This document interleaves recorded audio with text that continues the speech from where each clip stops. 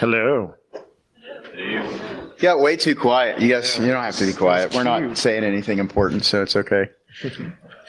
This is getting the most out of your physical security assessment, a client's guide.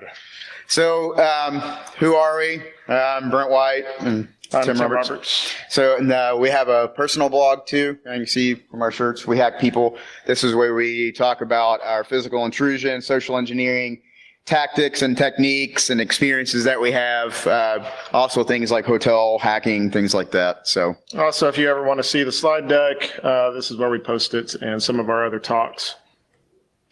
So the whole point of this talk is we do a lot of physical intrusion assessments, physical security assessments, and we've seen common problems with different clients with a misunderstanding of what they need, what they think they might need, what they don't realize that they need. And so we're just going to quickly go over our three main types of physical assessments that we do. And that looks kind of small. Can anybody not read that at the bottom? No, it's kind of small. Cool. All right. So one of the first ones that we do is a covert assessment. This is what we primarily do and what methodology that we're in charge of for our security team. This is an emphasis on real-world attack vectors. This includes social engineering. Oftentimes when you're doing a physical security assessment, you're talking with the client is not aware that social engineering is a part of that assessment. This is primarily for the covert stuff. We also do some overt physical security assessments. This is where we go with the client as we walk. Yes, I appreciate the GIF here for a moment.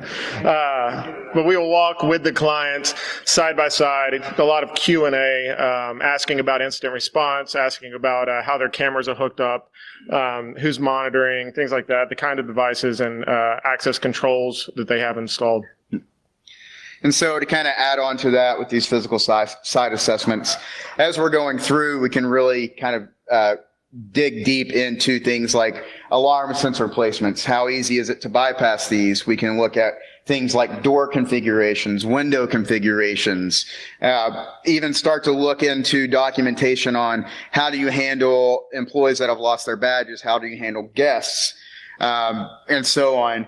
So this picture is actually, I took this on a physical assessment that I've done recently, and yeah, to the client's defense, it was decommissioned. Also, before it was decommissioned, it was a working camera that someone thought it was good to actually install it this way. Yeah, so how do you... The slack on that cable is what gets me, is because I can reach it up there, Brent can reach it. So yeah, so anyway... So part of this too, when we do these kinds of assessments, the covert, oftentimes we focus on getting from A to B, a specific area, either the data center or an executive suite, an office. But this is something the client provides. So these is two big differences between the covert and overt, is that the overt is focused on things like that. So if you see something like that, then you're able to say, hey, look at that, or hey, look at this. Have you considered this, or what are you doing? Why is that up there? Is it even functional? These kinds of questions are great for those overt types of assessments, but the covert is more of, again, a criminal mindset, getting from A to B and how we can get there as quickly as possible, either tailgating or cloning a badge or something. Yep.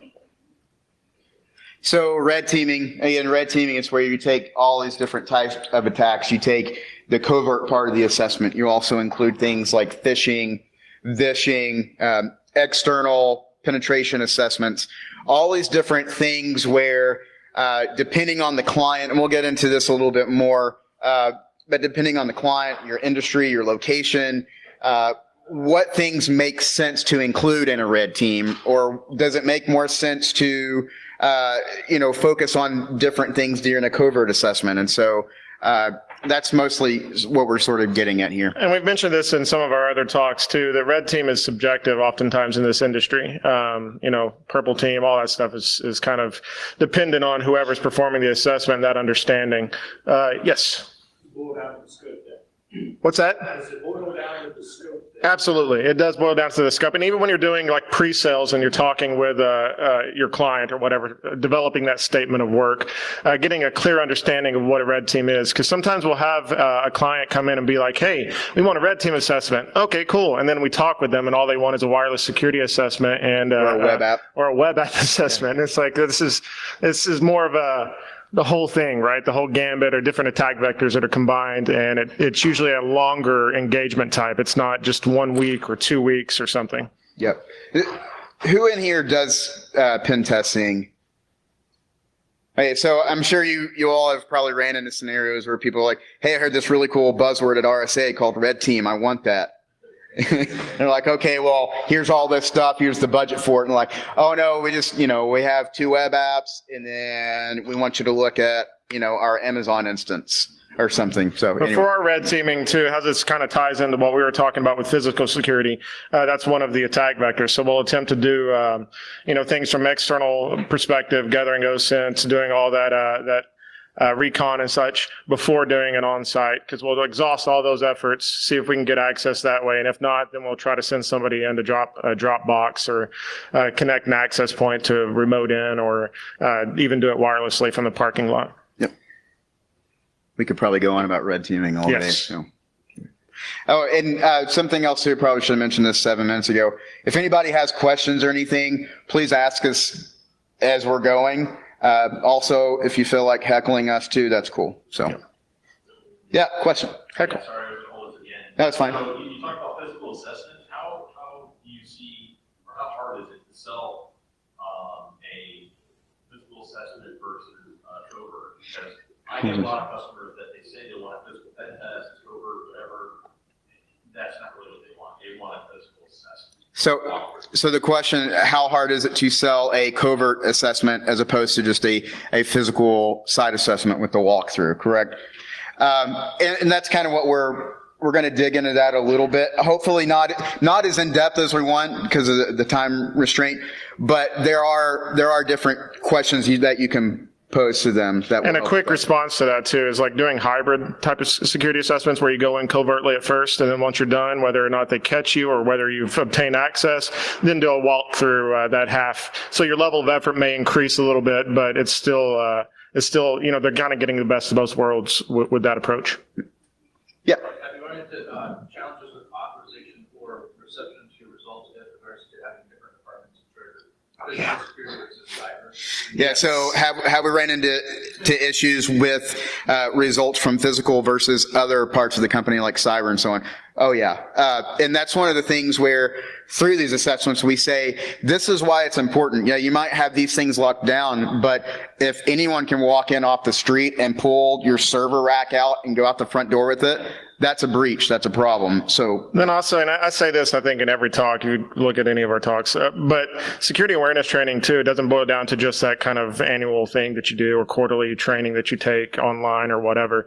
It has to be that culture too. And so one of the things that we'd like to test primarily with our physical security assessments is that security awareness training, covertly assessments, as security awareness training, whether or not they are escalating properly. And we'll get into this a little bit in our next slides. So yeah, problems that we notice. I don't know what I want. Clients often aren't aware of options that they need. So again, some of those options, and just like he was saying, sometimes a client just has one idea of what a physical security assessment is. They're like, oh, okay, well, you're going to walk through and tell us where our camera placement is, or what kind of badge access we have, or the incident response systems that we have utilized. And it can be more than that. And I think it's very important as we go into this next slide to assess these risks. So for your question earlier, kind of to dig into that, when you're talking to a client about a physical assessment, what are their risks? Like, I guess the way that we like to ask it is, what keeps you up at night? And so by asking that question, you can start to get some legitimate answers from them about what they really worry about. So depending on the industry, are insider threats? You're looking at intellectual property that you're protecting, or outsider, or terroristic, and so on. So it depends on what your main risks are. Yeah, and with that, that'll also shape your guys. So as a pen tester, if you're offering these kinds of service offerings, whether they're on-site social engineering or physical security assessments, is understanding what kind of guys is more appropriate and understanding the industry and testing that. Because if I'm wanting to get an idea of what an employee has access to or whatever, then, if I'm going to pretend to be an employee rather than trying to be, the cleaning crew or some contractor there to fix the printer or whatever. And so, something that Tim was talking about earlier before we came in here is that, for example, with retail, they have a higher risk of insider threats with employees stealing property, things like that. So it just, again, it depends on your industry. Yeah, and so as a client, how many people in here are clients that hire pen testers? There's like 3. That's good. No. So as a client, I think even understanding that too before you go in, be prepared to have those conversations with the pen tester to adequately request the services that you are looking for. Have an understanding, even like researching when you're doing a request for a bid or whatever. If you have multiple security companies that you're kind of looking at, see what service offerings they have. Ask to see their methodology. Hey, can you guys send me a methodology overview so I can kind of see what your approach is for these types of assessments, so we can kind of look at what exactly we were looking for. Yeah. So if you're a federal facility, to add on to that, and let's say maybe you're a nuclear facility with, high security, you're going to want to look at a pen test company that in their methodology, they include things like surveillance, and they're not just going to show up for half a day and see if they can just walk in the front door. You want a company that has that maturity and the experience where they can assess and properly look at things for facilities like a nuclear facility and so on. A key area of concerns as well. We've had some financial institutes that we do assessments for, and they'll be in really high crime rate areas. So keeping in mind that too, where are your facilities located? Are they downtown somewhere where there's a lot of crime, a lot of break-ins, a lot of car theft even? So I think we did an assessment for a client a couple years ago where they had a few car theft incidents. So they just didn't even have camera coverage in their parking garage, and the arm was broken, so it was up all the time. So yep. there's reasons for this, but I think it's good to have these especially the covert stuff, to say, hey, look, we just pretended to be criminals. Criminals could have done this, and we just saved you a potential compromise. Yeah, and that was also the one. There was an ATM vestibule right across the street, and there had been a shooting there like a month before we had shown up. So if you are doing pen tests, like physical pen tests, and you go to certain areas, you also want to know what's the crime rate in that area, so you're not, walking around by yourself at midnight and go down the wrong alley or something. Something else, just because the slide mentions it, oftentimes the power, the generators on the outside, they are not protected. They're just kind of sitting there. Mm-hmm. These are things to consider too, especially, if your risk is some kind of terroristic threat, or say you're a credit card debt collecting company or whatever, if you're just leaving the generators there and that's powering your data center, and you don't have some kind of backup generator, or those are your backup generators, then it could be bad news. Yep. And you had a question earlier, right? Nope, I thought you were raising your hand. Oh, okay, sorry. If it were an auction, you would have bought it. So, okay.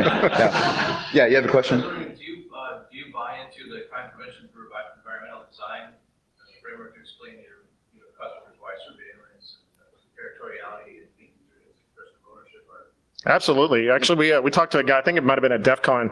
This guy does a lot of drone hacking. And so one of the things is the design of the building and the metal plates on the ceiling, having, tinted windows and stuff from the outside, things like that. Because, those are real threats, especially with the size of drones now. Mavic has tons of tiny little drones that record like in very high definition and night vision and all that stuff. So these are actual things that, I think a lot of people don't consider. And it's kind of fairly new. It's not too new, but it's still new enough that clients oftentimes don't even consider that kind of thing. Yeah, and again, if it's a bank or somewhere that needs to be more secure, you also want to make sure that you have the proper physical barriers in front to prevent a car from driving through the front door or trying to rip out an ATM. Also with cameras, you want to make sure they're proper placement, high enough resolution so that it can actually be used as evidence if needed. So, no. Your incident response, too, like your intrusion detection, like what do you have in place for that? A lot of times we'll do like brute forcing on badge readers. And most of the time, too, I'll go up and I'll steal a badge or clone a badge, get close enough, and then Brent will clone that badge off of my clone, off of my Proxmark, and then we're using the same badge to get into multiple facilities, or you're using the same badge one right after the other to get access to a building because we've cloned a badge or duplicated a badge. Sometimes security and the clients aren't monitoring that, so they're not seeing, hey man, this same dude, John Doe, is badged in here, and he also badged into the data facility across town or another state. 30 seconds ago. Yeah, so those kinds of things, I think tweaking it, a lot of those monitoring systems have those kinds of options. Yeah, and so with the security guards, for more info on that, we have a talk called Security Guards LOL, where, I know it sounds immature, we probably should have rethought the title of that, but basically it's where we point out the issues of large corporations. Their physical security relies largely on one or two security guards. So there have been times where, we talk about, we clone a badge and then we share the cloned badge, and our badge cloners are hidden in like a coffee cup or a muffin bag or something. And we don't take it out. We just hold the cup or the bag up to the badge reader. And it's like, oh, Bob Smith just badged in 3 times. And the security guard through the window right next to us doesn't even notice because he's like watching basketball or something on his phone. Yeah, oftentimes security guards are very distracted, especially because nothing happens, or that's the mentality that they get into. So they're sitting there on these things, watching Netflix or distracted or whatever. And then also the opposite can happen too. So that's something that we want to always prevent. Yep. But we made these shirts as a joke because oftentimes we'll be there and we'll get from point A to B, or we'll get to our destination or get access to an area. And then after that, we're like, well, what else do we do? Well, let's put these shirts on and walk around and see if anybody says anything. So, I'm not supposed to be here. And that's why we had these shirts made. Yeah. So. People don't pay attention. People laugh, or most of the time they just don't pay attention. We had somebody actually recognize us one time too, and we won't deviate too much because we only got a few more minutes, but we were doing an assessment. He's like, hey, I saw your all's talk on breaking into a building, a hacker's guide to unauthorized access. Wait a minute. Are you guys here doing a physical security assessment? Like, and this was after we had just tailgated him into the data center area. But it was this guy because there was a retina scanner, and Tim was right behind the guy. And so he put this badge up that was blank, and it beeped anyway because it does whether it's I went through the motions and stuff. And he put his eye down to the retina scanner, and the guy was like, oh, you don't have to do that. It's not plugged up. Yeah. And we were like, okay. And then he was like, wait a minute. And we're like, no, we're not. But it was funny because the entire time we were in there, too, because he was like, oh, are you guys doing an assessment? We're like, actually, yeah, we're here meeting with the CSO. He's supposed to be over here. We just had lunch with him. He's going to meet us over here. Is there a place we can wait? And he's like, I'm going to be watching you guys. And he, the whole time, he just walks away and we're just sitting there. We plug into the conference room. He took us into the conference room. DHCP's enabled. We get an IP address and we start some scans just to grab some proof of concept because it was just a physical thing. And then we left. Yeah. He's like, the whole time he was like, I'm watching you. He's like, yeah, we see you there. So, and going on with what should I have tested? So, understanding what you need and not being too scared of what a pen tester might find. If you really pigeonhole and lock it down, you're only setting yourself back. So the point of this is to see what vulnerabilities are there. What ways could a malicious actor really leverage these vulnerabilities and make you have a really bad day? After hours testing, is that something you want to look at? This is something to consider. Even as pen testers, this is something really to consider. As we kind of go to this next one here, I'll shoot you. There are some security guards out there that have an itchy trigger finger, and especially if you're doing after hours assessments. So we, no joke, had a client once. He was signing our letter of authorization, or AKA get out of jail free card. He was signing it and he said, "Don't get shot." We're like, what? Wait a minute, what? Wait, let me call my wife. Quick. And he didn't tell us that they had armed security guards too. So that changed a lot. We were like, we're not doing this after hours, especially with a disclaimer, don't get shot. Okay. This should never be a concern as a pen tester. Yes. Based on your list of, if client says this, I'm That's one of them. Yeah.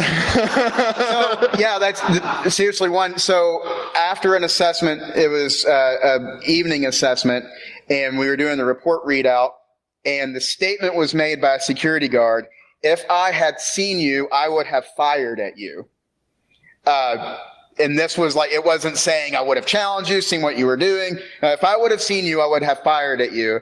And at that point, it's like, no after hours assessments with armed guards. I think that's probably safe, but yeah,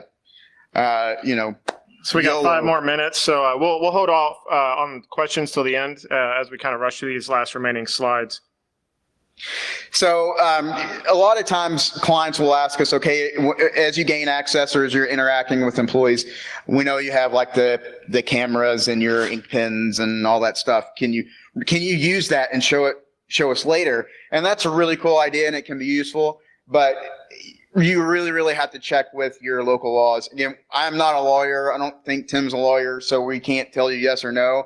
But not today. But ask a lawyer to make sure that you're not breaking any state or federal laws with these surveillance things like this. So, and as a client too, make sure you're not just doing this just for the checkbox.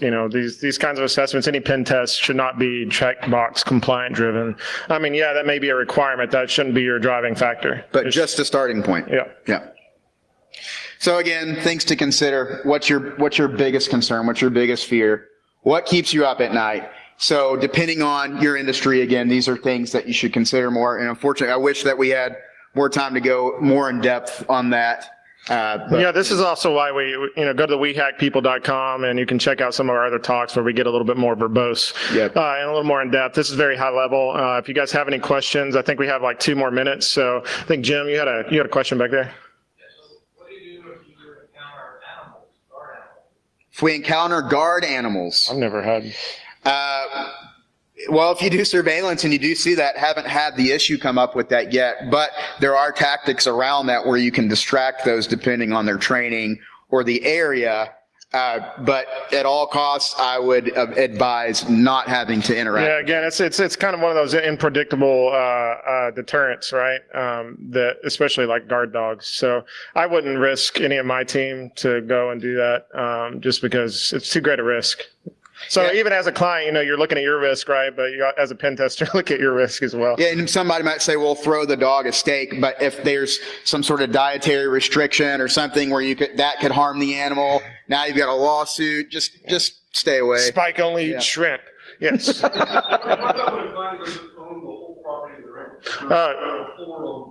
The property management. So that's something that we actually run into, especially with the red teaming and wireless stuff. That's where partial disclosure kind of comes in. So when you're talking with a client, as a client, letting the pen tester know, hey, these are our rooms, these are our suites, here's a list of our access points. That way you're. Often getting permission from property managers? What's that? You find them often getting permission from property? Yes. Yeah, they have to. Yeah, and sometimes too, we'll even use a property manager as a guise. One of the times I was pretending to be a property manager. I had a letter that I'd written out. We gave it to one of our team members. He pretended to be there to replace the sprinkler heads on the property. And he carrying a ladder around.